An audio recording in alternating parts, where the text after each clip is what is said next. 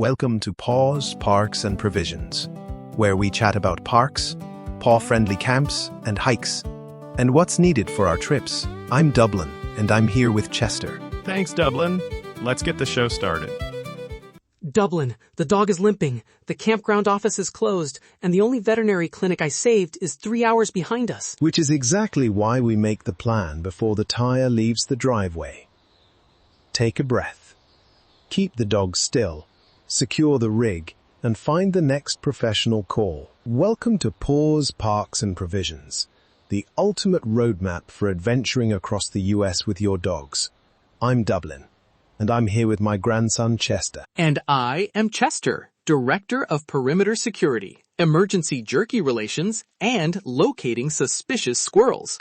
Today, we are building a rescue map, so a bad moment does not become a full-scale campground mystery. The map has 3 simple jobs.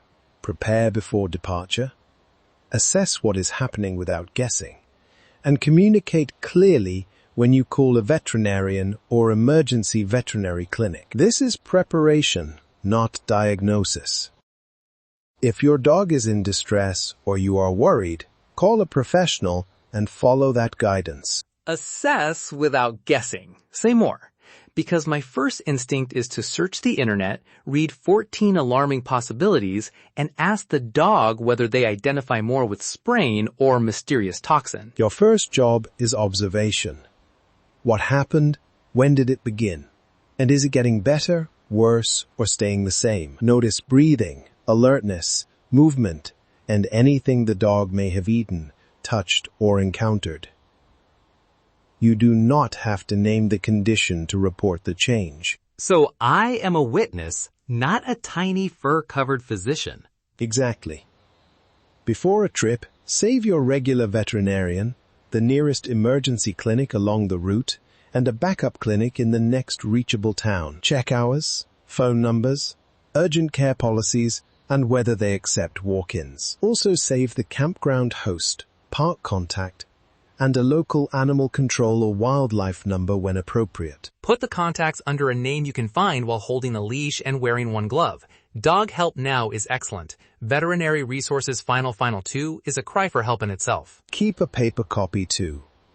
Remote country can mean weak service, a dead phone, or a road closure. Write down the clinic address, phone number, route from camp, alternate route, and a safe place to pull over.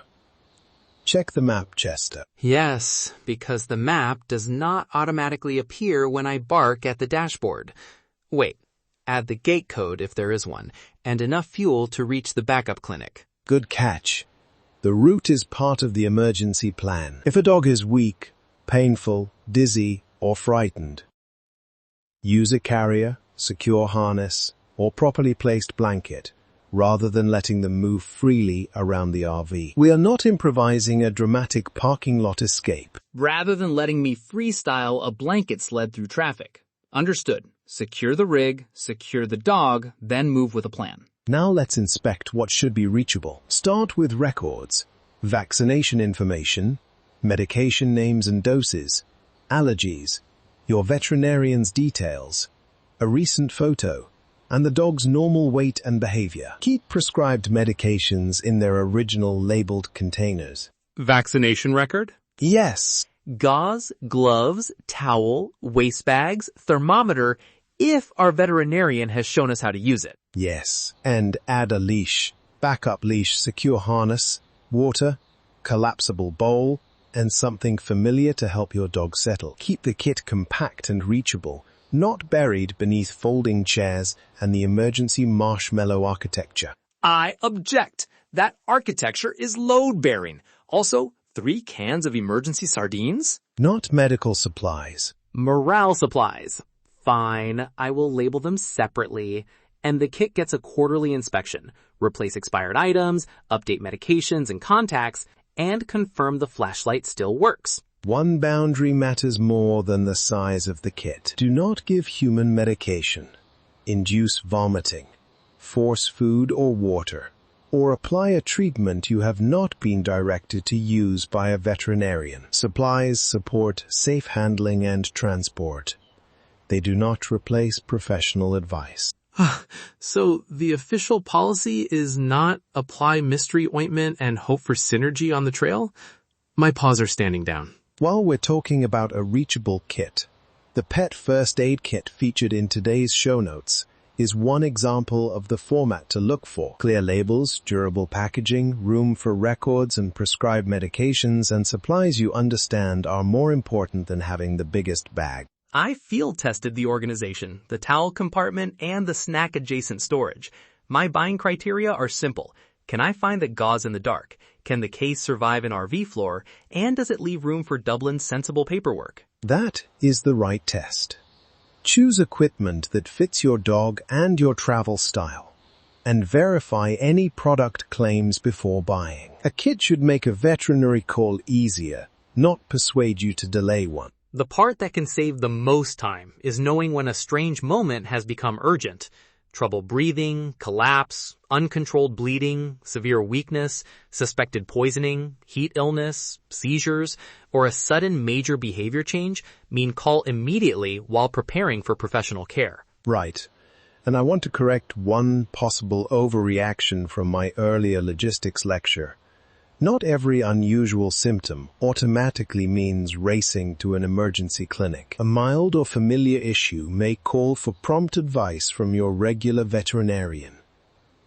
But uncertainty, worsening signs, or any red flag is a reason to call rather than wait and hope. I am not sure I buy the phrase mild when the dog is looking at me like I have personally betrayed the entire family. Fair.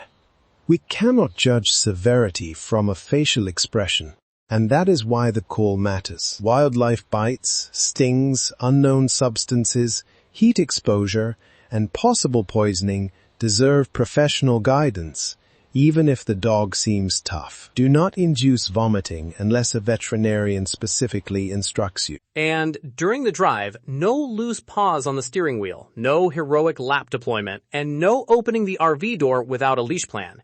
If you're alone, pull over safely before calling. Secure the rig, then move. Let's practice the call. I am the clinic. Tell me what happened. This is Chester reporting for Canine Assistance. Dog's name, Maple. Age, 6. Weight, approximately 50 pounds. Current medication, none. Allergy, unknown. Sudden limp began 12 minutes ago after stepping off a curb. Dog is alert and breathing normally. Current location, Pine Ridge Campground, Site 24. Excellent. Add whether the dog can bear weight, whether there is bleeding or swelling, and anything else that changed. If safe, take a photo or short video. Then follow the clinic's instructions instead of adding your own theory. My theory was going to be the curb is hostile, but I will leave that in the incident report. For your phone note, keep one block near the top. Dog name, age, weight, medications, allergies, normal behavior, regular veterinarian, emergency clinic, backup clinic, campground address, and directions. Share it with anyone who may drive the RV. No need to spin your wheels. Final audit. The rescue map passes inspection. The kit is not allowed under the marshmallows, and every dog deserves a calm human with a charged phone.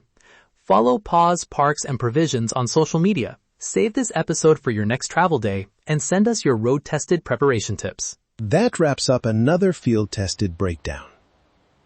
Remember to secure your rig tie-outs and keep those tails wagging. We'll see you at the next campsite. Thanks for joining us on this episode of Paws, Parks, and Provisions. Remember to hit like or subscribe, or whatever button you need to hit to keep getting our episodes. And share with your friends.